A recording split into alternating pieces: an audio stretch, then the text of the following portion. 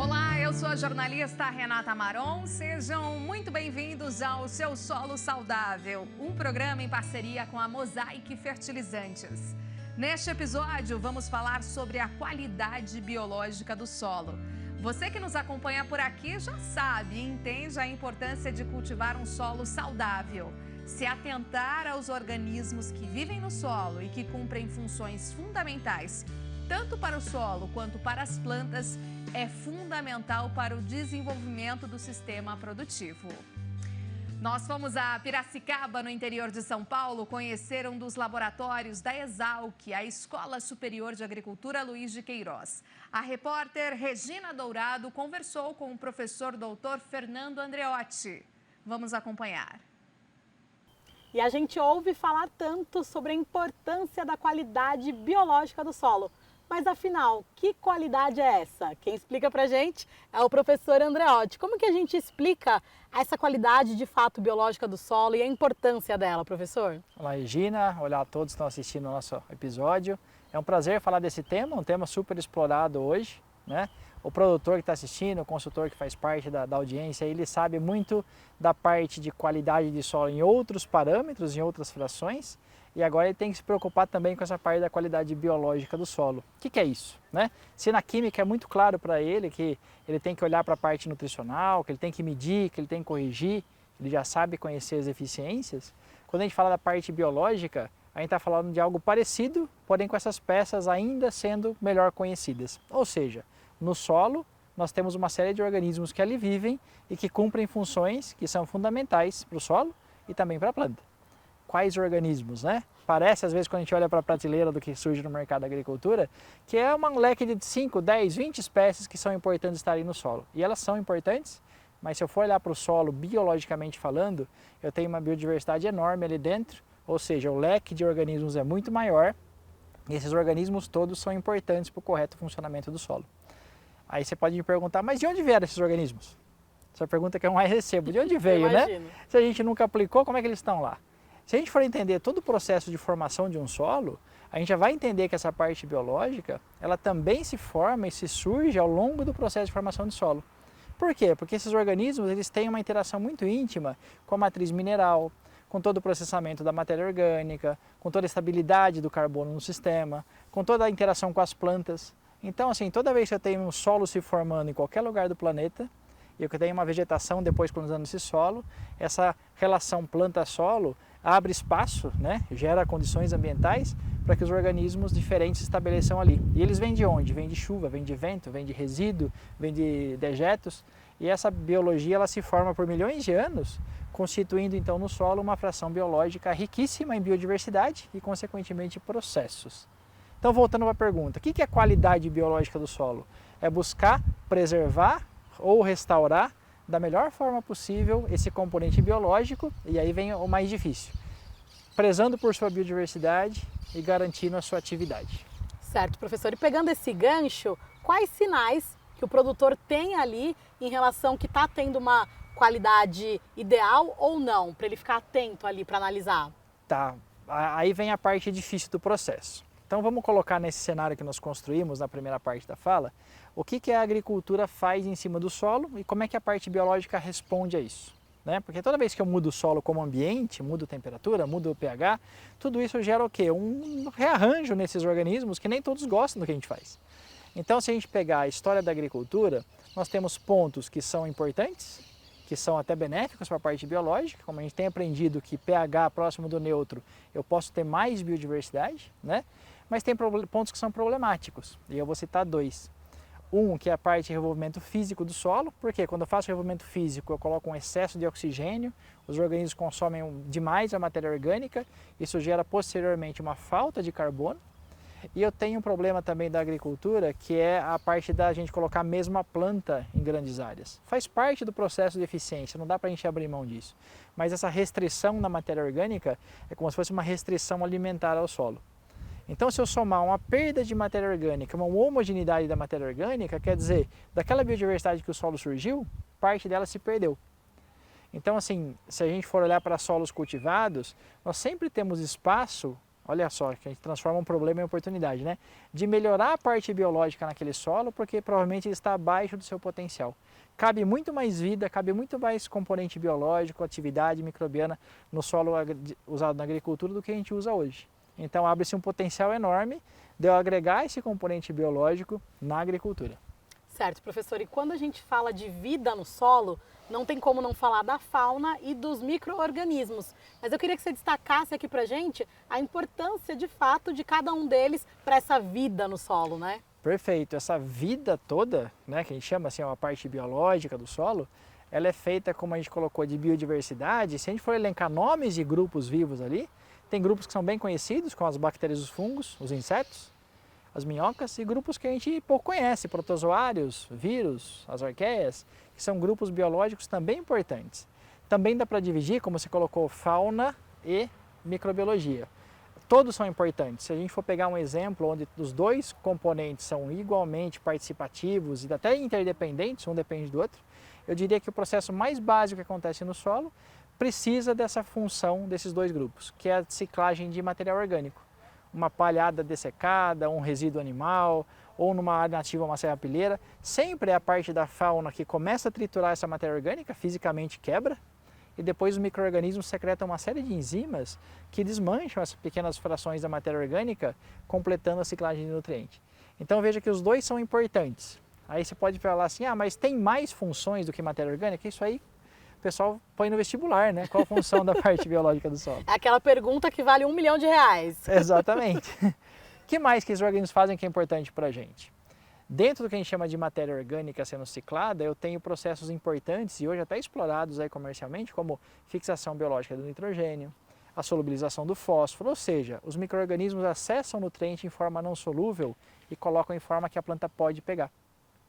Também dá para destacar aí como funcionalidade dessa fração biológica a parte da planta montar ao redor de suas raízes uma comunidade microbiana, um grupo biológico que protege contra patógeno, que a gente chama de rizosfera e de supressão de doença, ou seja, ela monta um time biológico próximo à raiz, onde os patógenos não conseguem passar. Então veja, eu já coloquei na função dessa biologia do solo a eficiência da planta se nutrir e a eficiência da proteção vegetal.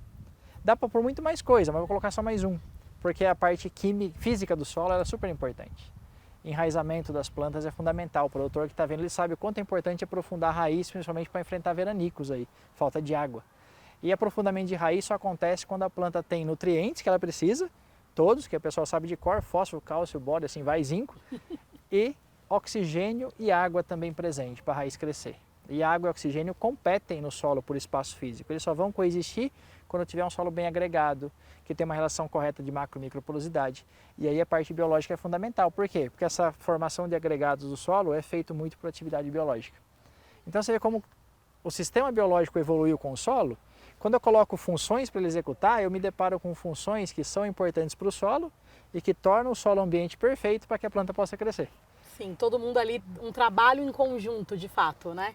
Perfeitamente, é o que a gente enxerga, é um trabalho em conjunto e interrelacionado com a matriz mineral do solo, né? Então, se eu tirar do solo esse componente biológico, eu estou perdendo, né? Eu estou abrindo mão da qualidade do solo que eu oferto para a planta. Se eu agregar no solo um ganho dessa qualidade biológica, naturalmente eu vou perceber a planta se desenvolvendo melhor. Por quê? Porque o solo que está fornecendo para ela é melhor. Certo, professor. E trazendo um pouco para o dia a dia, né, para a atividade no campo mesmo, para o dia a dia ali do produtor, quais práticas de manejo podem desfavorecer aí essa qualidade biológica do solo, a microbiota do solo, né? Pode atingir. Veja, eu até comentei algumas que é bom reforçar sempre. Revolvimento físico e restrição de fonte de matéria orgânica são os dois pontos principais. Ou seja, a gente sabe que muitas vezes o produtor precisa fazer um revolvimento ou uma subsolagem porque o solo está com problemas físicos. Então ele tem que fazer, porque a agricultura pede essas coisas. Mas não é algo que a gente faça desordenadamente, ou seja, todo ano, todo ciclo, até porque isso não acontece por uma questão financeira. Mas se eu tiver muita demanda disso, eu tenho problemas no meu manejo que está levando a essa necessidade. E aí vem a pergunta, como é que eu curo isso, né? Como é que eu sano esse revolvimento que eu tive que fazer? A gente tem que prezar por instalação de culturas que coloquem no solo muita raiz, que estabilize essa agregação nova que eu formei pelo processo físico. Outro ponto que a gente falou, que é a parte onde eu tenho essa dieta alimentar pela matéria orgânica, a gente vê uma suavização muito forte disso lá na prática pelos sistemas de rotação de cultura mais diversificados. para a coexistência de plantas ao mesmo tempo, pessoal que trabalha em plantas perenes, em fruticultura, em café. Então veja, eu trazer mais diversidade vegetal para a minha área me traz ganhos. Por quê? Porque eu acabo resgatando características que meu solo nasceu com elas. Então eu trago também diversidade biológica, trago também atividade microbiana, eu trago toda uma facilitação para que esses organismos trabalhem no solo. Então vê que a gente já começou a aprender. Por que eu falo começou a aprender? Porque ainda tem muita coisa para a gente unir, né? Aprender que dá pelo manejo a gente moldar essa atividade biológica. E professor, pegando esse gancho e juntando tudo que a gente conversou até aqui, quais práticas de manejo o produtor deve ficar atento para garantir de fato essa qualidade do solo, né? Perfeito. Veja, somando-se ao que a gente pensou em prezar pela qualidade física e fazer uma rotação de culturas ou uma integração de culturas, a gente pode também pensar no que a gente tem de mais novo hoje, que é o uso de insumos relacionados a essa parte biológica do solo. Então ele pode fazer processos como, por exemplo, a troca de algumas moléculas químicas por biológicas. Vou dar 2 exemplos de sucesso que não tem muita discussão mais. É a fixação de nitrogênio em soja e é o controle de nematóides com bionematicidas, certo? Agora, se ele pensar, o que mais eu posso fazer? Ele pode começar a perceber que ele tem chance de, dentro dos insumos que ele usa, mesmo em fertilizantes, integrar o manejo da parte biológica. Por quê? Porque a gente percebe que nessa ferramenta fertilizante defensivo, existem inovações que tentam integrar novidades que tragam para a gente uma potencialização da biologia do solo. Como? Além de cumprir sua função de proteção e nutrição, trazendo agentes de diversidade ou agentes de atividade biológica do solo, potencializando essa parte biológica e ganhando em todo o meu sistema de produção. Então é uma realidade que a tecnologia está buscando muita informação na teoria para desenvolver inovações que casem muito bem com esse conceito, sem tirar a eficiência do resto da agricultura, mas integrando, trazendo à tona essa funcionalidade biológica do meu solo. Professor, para fechar tudo isso que a gente conversou aqui, se você pudesse destacar uma dica como a principal, a mais importante aí, qual seria? Com o professor eu vou dar a dica que é a mais eficiente, mas também a mais difícil, tá? Veja, trabalhar quantidade e diversidade de matéria orgânica no meu sistema de cultivo é o que mais nos dá resposta em relação a toda a recuperação da qualidade do solo, a biológica junto. Então, diversificação de plantas é o ponto-chave aí. Sistema de rotação, se eu estou falando com o produtor de grãos, ele tem que pensar em quais culturas passam na área. Se eu estou falando com o produtor de perenes, ele tem que pensar em integração, consorciação de plantas. Se eu estou falando com o produtor de pasto, de gado, ele tem que pensar em sistema de integração, lavoura-pecuária, floresta. Ou seja, essa grande matriz de matéria orgânica, ela precisa ser preservada e cada vez mais diversificada em solos cultivados no Brasil. Certo, professor. Muito obrigada por mais essa aula aqui com a gente. Obrigada pelas informações compartilhadas. Eu que agradeço. Obrigado. Chegou a hora da dica do especialista. Momento para você aplicar aí na sua propriedade todas as nossas orientações. Vamos ver. Olá pessoal, vim aqui trazer uma dica para vocês sobre manejo de solos. A minha área é a parte biológica dos solos, então a minha dica vai exatamente em cima desse ponto. A dica é: olhe de forma crítica para o seu solo como um ambiente, ou seja, é dentro desse solo que muitos organismos vivem e executam processos fundamentais ali para o seu solo e para as plantas. Então como é que eu faço para pensar sobre isso? Como é que eu faço uma análise crítica do meu solo? Pense que para que esses organismos possam atuar e executar suas funções, eu devo ter condições propícias, confortáveis de umidade, eu devo ter condições propícias de temperatura, eu devo ter condições propícias do conteúdo de matéria orgânica. Todos esses fatores garantem a máxima performance de qualquer ser vivo no solo. Dentre eles, vou chamar atenção para um que vocês conhecem muito bem, que é exatamente a matéria orgânica do solo. Todo mundo sabe que matéria orgânica é importante para o solo, por uma série de fatores relacionados à parte nutricional, relacionada à parte física, e eu vou colocar aqui então um fator importante da matéria orgânica na parte biológica. É na fração orgânica, quantidade e diversidade das fontes orgânicas, que eu encontro a melhor forma de fornecer alimentos, substrato, energia, para que todo o sistema biológico do solo possa funcionar bem e possa executar as funções que eu espero dele, resultando na melhor eficiência do meu sistema de produção. E aí vocês podem perguntar, se eu cuidar da parte biológica, o resto passa a ser menos importante? Eu diria que não, mas ao cuidar da parte biológica, você vai perceber uma eficiência maior de todo o seu sistema de produção, onde você vai ter uma eficiência melhor na nutrição de planta, uma eficiência melhor na proteção vegetal e todo o seu sistema vai ser muito mais independente em produção agrícola, que é o que a gente deseja para a nossa máxima performance na agricultura. Nosso programa Seu Solo Saudável, em parceria com a Mosaic Fertilizantes, fica por aqui. Até o nosso próximo episódio.